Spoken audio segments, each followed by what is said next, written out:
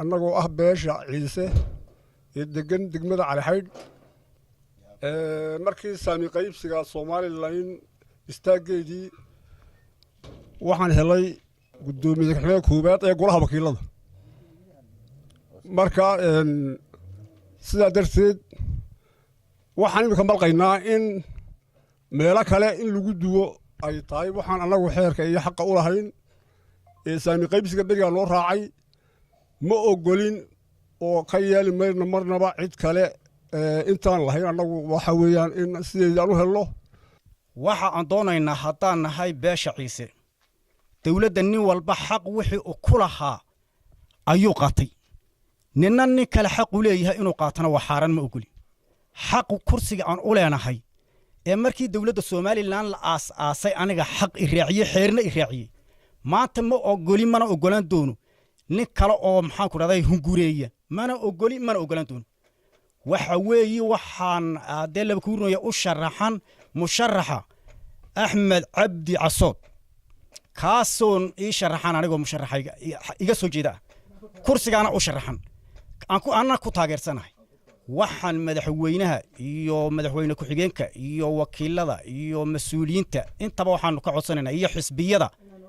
waxaan ka codsanaynaa inaan maxaan ku raday ay nagu sharfiyaan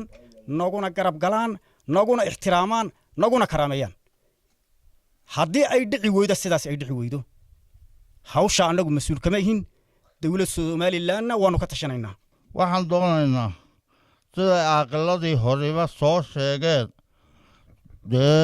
markii axdi qarameedka Soomaaliland la aasaasayay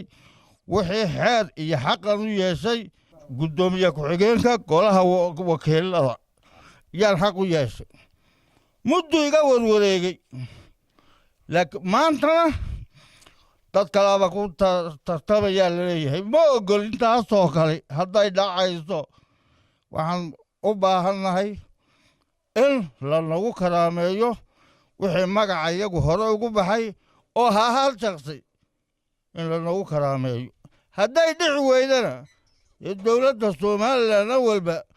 uma aanan tirsanayne waan ka tashan doonaa waxaan la hadlayaa kulli dawladda Soomaaliland xukuumadda waxa weeyaan anagu waxaan nahay ciise nahay isaaqow ciisaad ku joogsatay awoodaadii waxa weeyaan ciise iyay saamaysay maanta kow golahan baarlamaanka gudoomiye ku xigeenka annaga lahayn halkii inaad wax kale nooga soo dartaan awaajibkiinu ahaa kiina waad u diyaar galowday Soomaa dibteeda ay leedahay kuwada joogmayna wadanka sida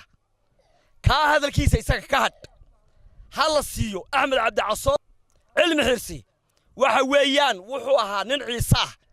kan dugsanaynay booha kan Soomaaliland ugu soo joogsanaynay booha kan eeganaynay booha kii hadduu ka baxay meesha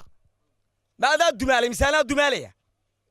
kii laaba dumaalaya way ana la kursiga weeyaan marka Soomaaliland xukuumadday Siraanyo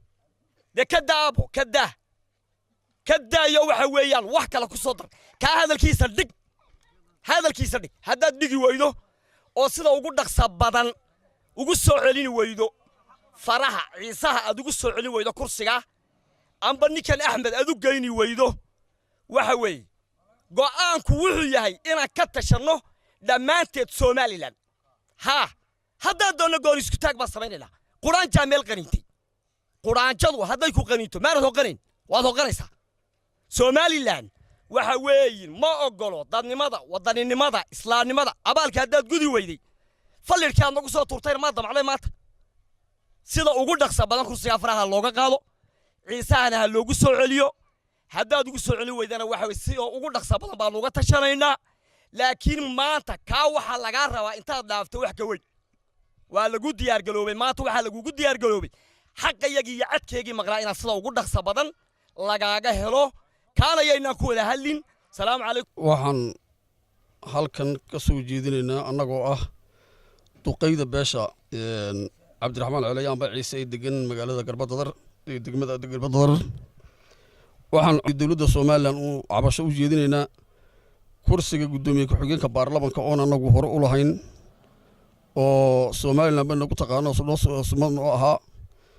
iminkana banaanaaday oo dib loo soo dooranayo inay dawladda Somaliland ugu tixgeliso sidii aan horeba ugu lahayn iyaduna waxa weeye ay gacan ugu siiso sida kuwa horeba kursiga lagu soo celiyo kursigana lagu soo celiyo saami qaybsiga Somaliland baa sida ahaa